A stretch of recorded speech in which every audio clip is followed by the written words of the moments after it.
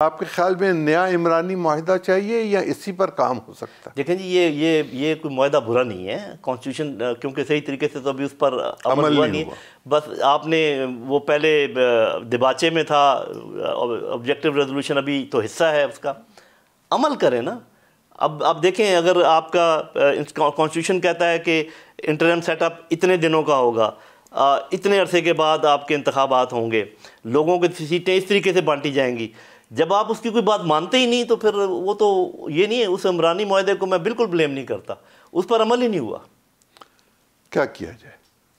وہی truth and reconciliation مانا جائے. سر اس میں تو پھر آ کے کہنا پڑے گا کہ ہاں میں نے یہ کیا تھا اور میں اس پہ معافی چاہتا ہوں. میرا خیال ہے کہ پبلک پریشر بس یہی ہونا چاہیے. اگر پبلک نے کوئی پریشر ڈالنا ہے، یہ طرح طرح کے پریشر ڈالتے ہیں نا، کبھی ادھر اکٹھے ہو جاتے ہیں وہ کرتے ہیں. ایک ہی پریشر ڈالیں کہ آپ سب قصوروار ہیں، آپ بیٹھیں ادھر اور آپ کوئی فیصلہ کر کے نکلیں. آپ پاکستان کے لیے سوچیں، آپ عوام کے لیے سوچیں. سر آخری حصے میں آپ سے یہ پوچھنا چاہتا ہوں، دہشت گردی، انتہا پسندی کا ہمارے پاس کیا علاج ہے؟ دیکھیں جی، انتہا پسندی اور انتہا پسندی کے بعد دہشت گردی شروع ہوتی ہے. پہلے تو میں درونی پہلے بات کر لوں کہ وہ تو پھر تعلیم اور انصاف دو چیزیں ہیں، دونوں کا فقدان ہے. آپ نے انصاف کی بات کی، معاشرتی انصاف جس میں ایک دوسرے کی عزت، معاشی انصاف جس میں سب کے لیے برابر مواقع، اور ویسے بھی سماجی انصاف جو ہے. یہ دیکھیں یہ جو اپنی انسرجنسی ہے یا یہ جو ٹیررزم ہے، اس کی تین جہتیں ہیں. ایک تو وہ ہے جس کو آپ سیاسی، معاشی، معاشرتی جہت کہیں. لوگ متنفر ہیں، لوگ ناراض ہیں، چاہے صحیح یا چاہے غلط، یا امپریشن ہے ان کو یا ان کا ایک کانسیپٹ ہے، پرسیپشن ہے. اس کو ٹھیک کرنے کے لیے تو آپ کو پولیٹیکل اقدامات کرنے پڑیں گے. اس کے لیے پیار، محبت، یہ میں کہا کرتا ہوں کہ یہ لوہار کا کام نہیں ہے کہ کیل ملے اور ٹھوک دو. یہ سنار کا کام ہے جس میں چھوٹا چھوٹا کام ذرا دھیان سے کرنا پڑتا ہے. اس کے بعد یہ تو ہے آپ کا سیاسی اور معاشرتی کام جو کہ پیورلی سیاستدانوں کو کرنا چاہیے یا جو لوگ اس معاملے کو سمجھتے ہیں ان کو کرنا چاہیے. دوسرا کام ہے ہارڈ کور ملیٹنٹس کے ساتھ لڑائی، جنہوں نے بندوقیں اٹھا لی ہیں ملک کے خلاف، ریاست کے خلاف. ان کا تو فوج کلا کما کرے اور فوج کو کوئی سیاسی مائنڈ بتائے کہ یہ لوگ ہیں جن کو جو ہارڈ کور ہیں اور یہ ان کو نہیں کچھ کہنا. ان کو ایک مشکل تھا سوال، میں اجازت پہلے میں تیسری جہت کا ذکر کر دوں. یہی بات ہماری آگے چلے گی. سر ہمارا جو انٹیلیجنس کا نیٹ ورک ہے سول کا، آپ سمجھتے ہیں کہ وہ یہ کام کر سکتا ہے اور ایمانداری اور دیانتداری کے ساتھ کر سکتا ہے؟ جی نہیں کر سکتا. جب اس میں کیپیسٹی نہیں ہے تو پھر سیولینز کیسے کریں گے؟ یہ تو میں نے پہلے ہی کہا نا کہ اکیلا تو کوئی بھی نہیں کر سکتا. میں وہ بات مکمل کر لوں، میں اس پہ فوراً آتا ہوں. تو ایک اس کا معاشی، سیاسی، معاشرتی پہلو ہے جس کو سیاسی طور پہ حل کرنا ہے. ایک اس کا ملٹری پہلو ہے جس کو فوج حل کرے گی. ایک اس کا جو اس کے پیچھے انٹیلیجنس ایجنسیز ہیں، ہماری دشمن ایجنسیز، یہ وہ بھی کام کر رہی ہیں. ہاں جی، تو یہ ٹیررزم جو ہے ان تین کا ملغوبہ ہے. کچھ لوگ یہاں کے ہیں جو مس گائیڈڈ ہیں، ان کو اور طریقے سے ڈیل کرنا ہے. ہارڈ کور ٹیررسٹ کو اور طریقے سے ڈیل کرنا ہے. جو پیچھے انٹیلیجنس ایجنسیز ہیں ان کو جواب دینا ہے. پہلے ایک زمانہ تھا ادھر 2 بندے ہمارے شہید ہوتے تھے تو ہمیں خبر ملتی تھی کہ 4 کل ادھر بھی گئے ہیں. یہ جب تک آپ نہیں کریں گے یہ معاملہ ٹھیک نہیں ہو سکتا. تو وہ جو آپ بات کر رہے ہیں کہ کیا اطاعت ہے ہماری باقی ایجنسیز میں، اسی لیے میں کہہ رہا ہوں مل جل کر دیکھیں. بات یہ کہ اگر مجھے کام نہیں آتا اور آپ کو آتا ہے تو آپ 2 طریقے سے یہ کر سکتے ہیں. ایک تو یہ کہ یہ کام میرا ٹیک اوور کر لیں کہ جی آپ تو بیٹھو نا، میں کرتا ہوں، اور آپ کرتے چلے جائیں، مجھے سکھائیں بھی نہ، مجھے موقع بھی نہ دیں.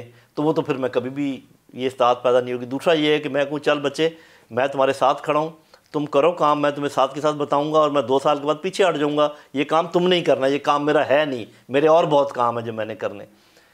ہر چیز میں آپ استعداد پیدا کر سکتے ہیں، ہر جگہ پہ استعداد ہے. ہمارے پاس اچھے سیاستدان ہیں جو بہت اچھے سیاستدان نہیں ہیں ان کو سکھا سکتے ہیں. اچھے معیشت دان ہیں جو بہت اچھے معیشت دان ہیں ان کو سکھا سکتے ہیں.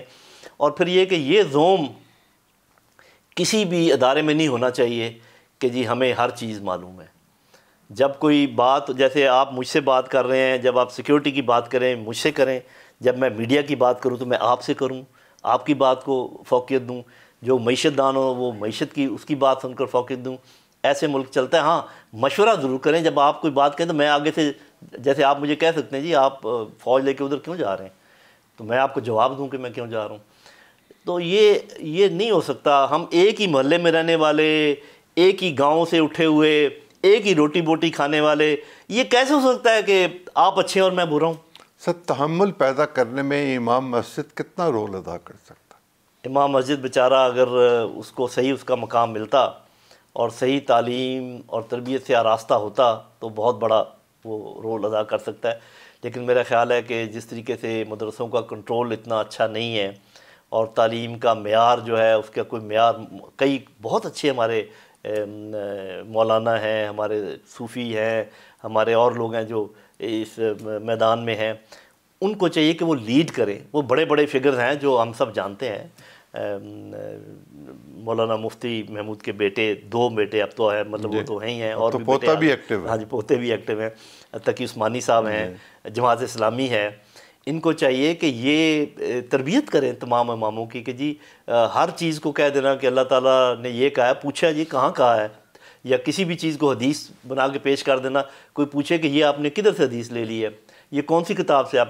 تو اسلام کا اوریجنل میسج جو ہے، جو پیار کا، محبت کا، رواداری کا، اخلاق کا، صفائی کا، وہ تو کہیں نظر نہیں آتا. محلوں میں دیکھ لیں کہیں صفائی نظر آتی ہے، لوگوں میں کہیں صفائی نظر آتی ہے، بات چیت میں صفائی نہیں ہے، سوچ میں صفائی نہیں ہے. تو سب سے پہلی چیزیں جو اسلام نے ہمیں سکھائی ہیں وہ تو یہ کہ سیدھی بات کرو، صاف بات کرو، خود صاف رہو، محلے کو صاف رکھو، ارد گرد کے لوگوں کی مدد کرو، غریبوں کا ہمدرد بنو. وہ اگر نظر نہ آئے تو باقی آپ اذانیں دیتے رہیں، نمازیں پڑھتے. میرا آپ سے آخری سوال، جی، آپ پاکستان کا مستقبل کیسا دیکھتے ہیں؟ جی میں سمجھتا ہوں کہ پاکستان جب بھی اپنے وعدے پر واپس آ گیا، جو کہ بہت مشکل بھی نہیں ہے، جو کہ یہاں پر جو کہ بہت آسان بھی، جو کہ یہاں کی اکثریت کی امنگ ہے، میں یہ سمجھتا ہوں. آپ کبھی ریفرینڈم کروا کے دیکھ لیں. سر اس کے نتائج ہم 2 دفعہ دیکھ چکے ہیں. وہ تو ریفرینڈم جنہوں نے کروایا تھا اس کی بات ہے نا.